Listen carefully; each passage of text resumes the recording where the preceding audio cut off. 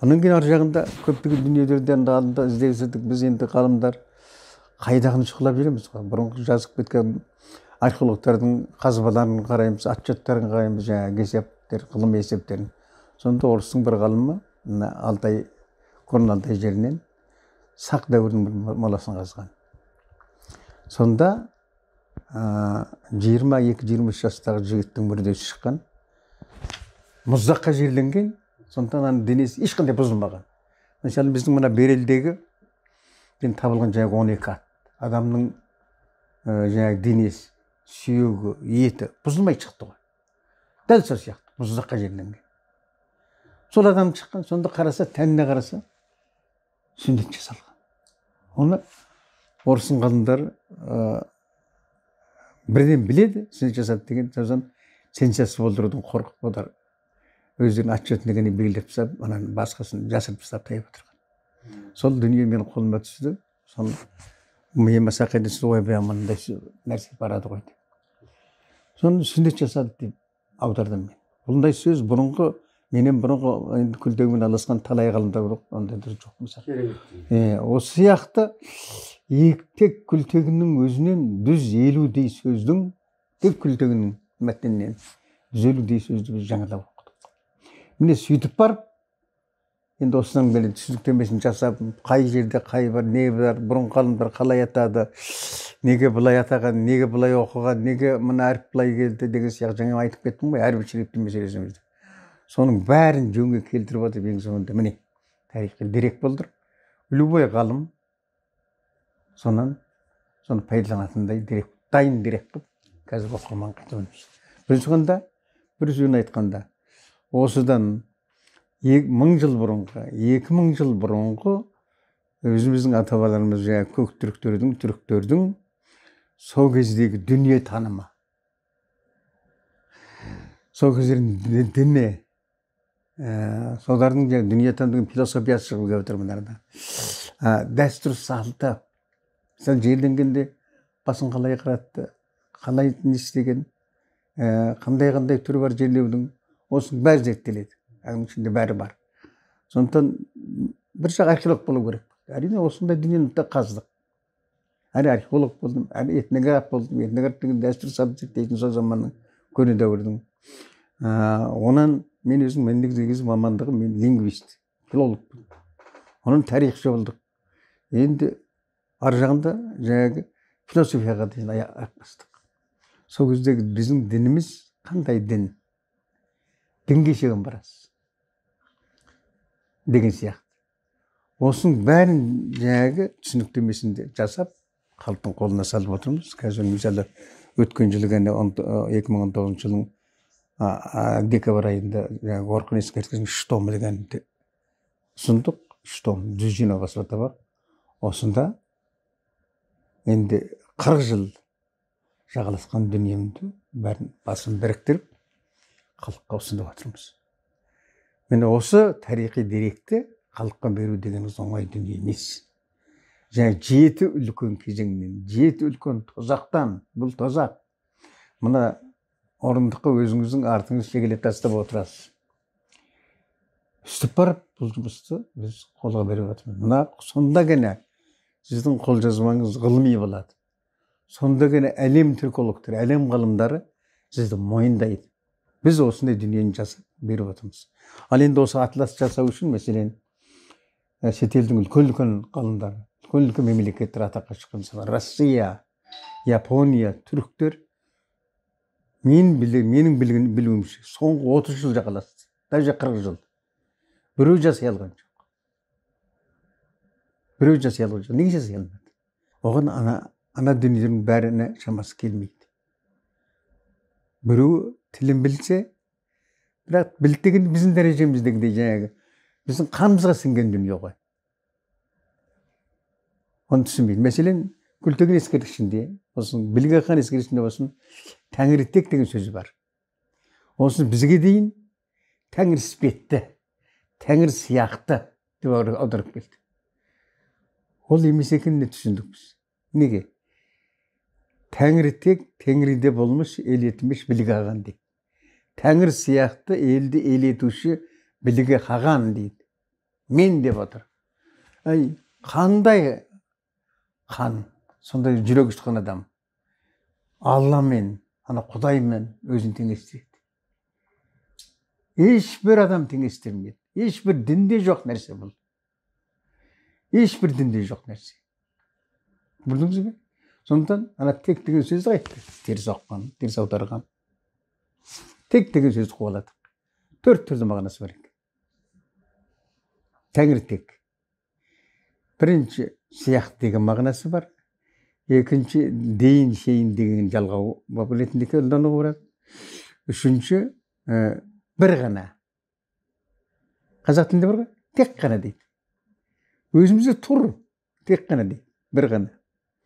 Төртінші нөл. Нөл. Нөлді тек деп атаған. Қазір түрік тілінің кейбіреуінде осылай аталады. Mesela моңғолдар тек деген нөл деген сөз тек дейді. Көне моңғолдар 10 ғасырға шейін, 9 ғасырға дейін бұлар түрік тілінде сөйлеген. Біздің ағайынымыз. Міне сондықтан осындай дүниелердің барлығына жаңағы сараптама жасай отырып, зерттей отырып, бұларды біз жаңағы Тәңір бір. Бірақ көзге көрінбейді. Тек дегенде біз атау септігі қандай? Жұрнақ жоқ. Бұл нөлдік жүйеде. Көрдіңіз бе? Бірақ септік тұр. Септік, атау септігі. Бірақ нөлдік жүйеде. Оның мағынасы ар жағында екінші астарын ақтарсаң, барлығы шыға келеді. Сол сияқты нөлдік жүйемен айтып кеткен сөздер бізде өте көп. Бұл бір. Екінші, нөл дегенде адамзат таба алмады. Қалай белгілерін де білген жоқ. Нөлді тапқаннан кейін бүкіл ғылым алға жылжыды. Математика ғылымының өзі осы. Математика ғылымы, қазіргі техниканың құдайы, нөлден басталады. Сол нөлді біздің ата-бабаларымыз баяғы осыдан 2000-3000 жыл бұрын айтып кеткен. Қандай құдіретті халық, қандай мейлі халық бұл. Сонда бізді қалайша неге сауатсыз? Неге бізді мына орыстырған адам болдырды? Орыстарға мемлекет құрып беріп берген. Керісінше біз орыстың мемлекет құрып бердік. Орыстың мемлекет. Бұрын Жошы ханның ұлы Батудың Берке ханның тұсында гәне бұлар мемлекет болды. Одан бұрын бұлар бір князьство дейді. Ұсақ түйек, біздің қазақтың айтқанда тайпа сияқты болып бөлініп кеткен. Соң осылардың басын қосып, одар айтты. Одар жақсылық істейін деп төлеген шығар бір жағы. Бір жағы налогты салықты бір-ақ жерден алайық. Анаға мынаға чапқылап жүрмейік деп бұларға автономиялық мемлекет құрып берді. Соның кеселінде бүгінгі күні өзіміз аударып төбемізге бір-ақ шықты. Бірігу процесін алып. Бірігу процесін өзіміз жасап бердік. Өзіміз жасап бердік. Көрдіңіз бе? Бірігу процесін өзіміз жасап бердік.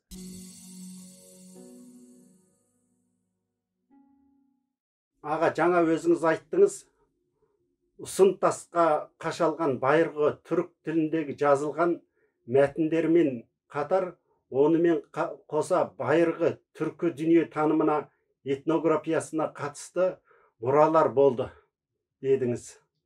Олардың түркі тарихына байланысты мән маңызын түсіндіріп берсеңіз. Тіл деген бұл құдірет. Тілдің сыртында. Тілді жаңа жазумен сол кезде сөйлеп келген адамның сөзін жаңағы алфавит жасау арқылы бүгінге жеткізіп отырмыз. Солай ма? Егер жазу болмаса, сол кездегі тілді біз бүгінгі уақытта жеткізе алмайтын едік. Тарихымызды айта алмайтын едік. Ал енді сол кездегі біздің дәстүр салтымыз қандай болды? Мәселен, жерлеу жұмысын айтайын. Жерлеу деген біздің мына сол кездегі жерлеу, ана ғұн дәуірінің даже. Ғұн дәуіріндегі жерлеудің өзі күні бүгінгі қазақтар қолданып отыр. Мәселен, адам өлді. Ана жерді сызып алады.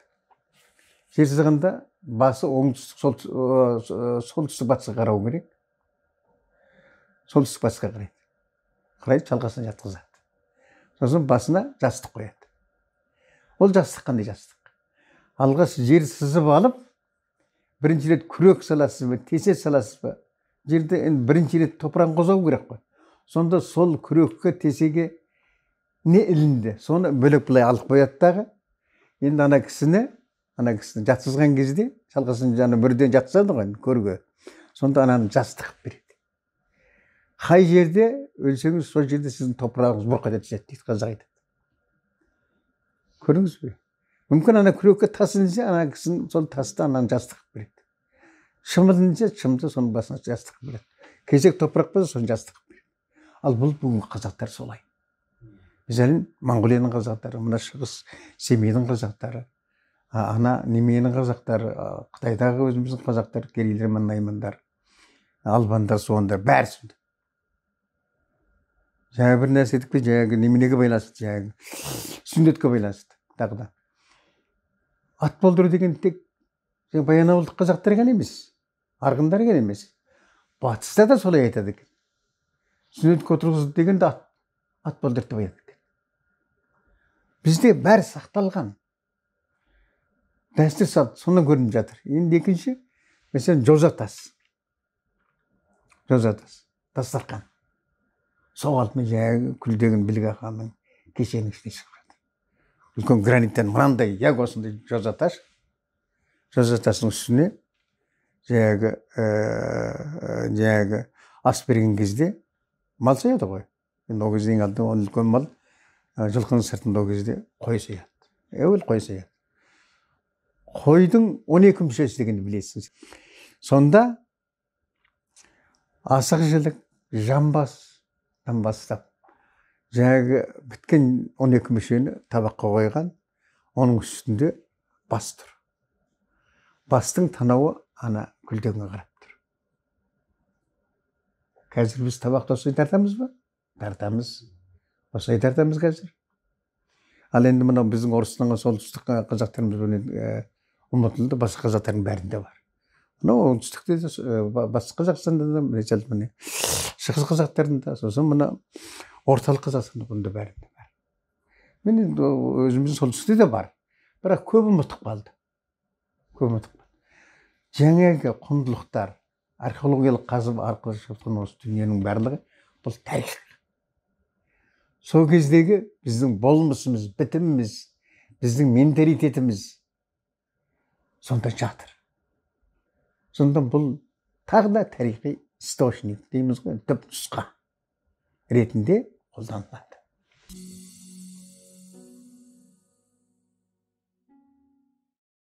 Рахмет аға. Соңғы бір жылқыма бір сұрағымыз бар.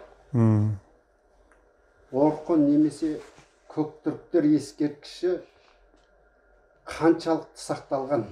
Археологиялық қазба жұмыстары қанша пайыз шындыққа жанасады? Бұл енді жақсы сақталған енді кезінде. Енді әсіресе Монғолияда жақсы сақталды, өйткені ол кездегі көктүріктің алғашқы астанасы анау осынғы ішкі Монғолия дейміз.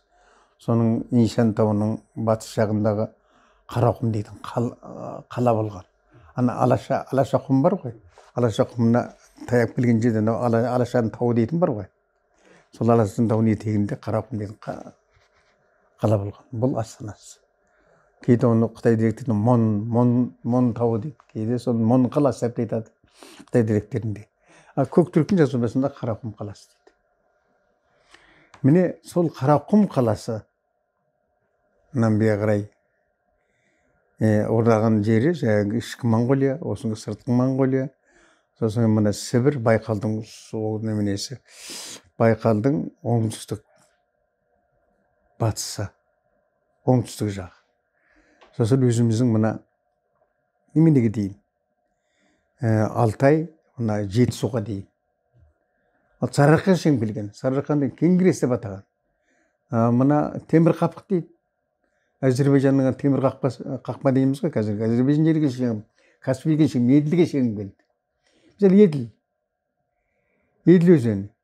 Бүгінгі біз орысша Волга деп жүрміз. Волга. Еділ деген сөз егіз деген мағына береді. Әнже салланып, мына Каспий құйған жерлердің қалың бетіп егізден түсіп тұрған өзендер, судар бар. Өзен. Ал сонда туған Еділ патшаңыз Атила болып кетті. Көрдіңіз бе? Соған шейін келді. Осы дүниелерді орыс ғалымдары, моңғол ғалымдары, Қытай ғалымдары жақсы зерттеді. Зерттеп біткен жоқ, әлі зерттеу керек, өте көп. Әсіресе біздің жерімізде көне түркі ескерткіштерін зерттеу қолға алынбай жатыр. Біз қазір алтын қуалап кеттік. Анау ғұн дәуірі, сақ дәуірінде көбінде алтындар көп қолданды дағы, сол алтын адам шығатын жерді қуалап кеттік қазір. Біз кішкене қомағай қалыппыз ба, білмеймін ескейде. Алтын жанды болып кеттік. Оны міне 21-ші ғасырда ақша жанды болып кеттік. Ар жағында оның тарихи мәніне көңілмей жатыр. Тарихи мәні, мысалы, жаңағы бір сөздің өзі, бір тонна алтынмен тең. Бір тонна алтынмен тең. Сіз бір тонна алтын беріп сатып ала саласыз. Ана сөз сатып алмайсыз. Міне қолжазбаңыз құдірет.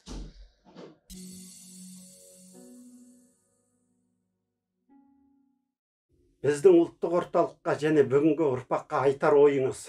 Енді жақсы қолжазбалар қорын сақтайтын архив орнатты мына Нұрекең тұсында. Бұл ғажап нәрсе. Ана температурасынан бастап кәрімен жақсы жасалды. Енді сол қолжазбаларды біз жинауымыз керек. Біздің дүниелеріміз әлемге тарап кеткен. Сол тарап кеткен дүниелерді біз әкелуіміз керек. Біз ел болдық. Сондықтан әрбір қазақ ұрпағы ұлтшыл болу керек.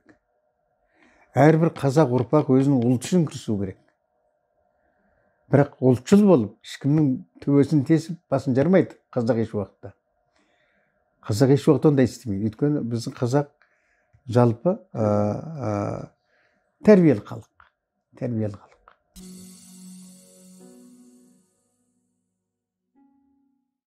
Аға, уақыт бөліп, өрелі сұхбат бергеніңізге көп рахмет.